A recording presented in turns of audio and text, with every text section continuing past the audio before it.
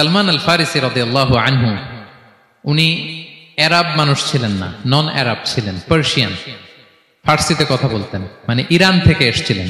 উনি প্রথমে অগ্নি উপাসক ছিলেন। কি ছিলেন? অর্থাৎ ওই যে জরাথুষ্ট যারা আগুন দেখলে এরা পূজা করে, আগুনের পূজা যারা করে, জরস্ট্রেনিয়ান, এই ধর্মে বিশ্বাসী ছিলেন। আগুনের পূজা করতেন ইরানে। তিনিও আগুনের পূজা করে, তার বাবাও আগুনের পূজা করে। তো একদিন বাবা একটা কাজে পাঠিয়েছে, ওই কাজ করতে যেয়ে সে খ্রিস্টানদের গির্জা ক্রস করতেছিল।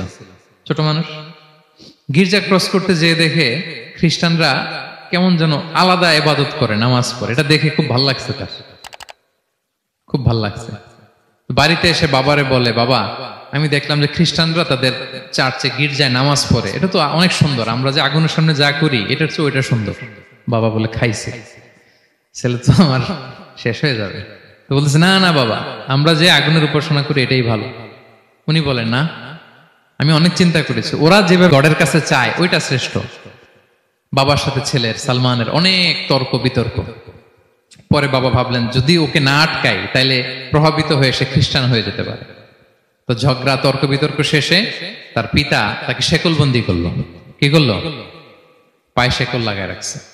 কিন্তু ছেলে তো মনে মনে খ্রিস্ট ধর্মের প্রতি আকৃষ্ট হয়ে গেছে। তো ওই খ্রিস্টানরা তার সাথে লুকিয়ে যোগাযোগ করত। সালমান ওই খ্রিস্টানদেরকে বলল যে, তোমাদের খ্রিস্টান ধর্মের উৎপত্তি কোথায়? বলে, সিরিয়াতে। বলতেছে, এখান থেকে কোনো কাফেলা সিরিয়া যাবে নাকি? বলতেছে, হ্যাঁ, মিশনারি ওয়ার্কে একটা কাফেলা আসতে যাবে।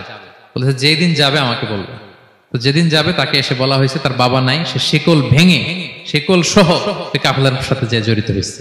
দেখেন বিশ্বাস, আদর্শ মানুষকে কিভাবে উজ্জীবিত করে।